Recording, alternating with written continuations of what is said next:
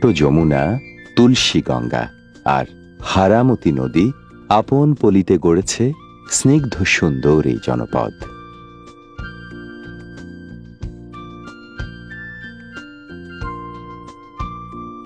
দেশের উত্তর পশ্চিম সীমান্ত ঘেঁষা এ জেলা জনপদটির নাম জয়পুরহাট।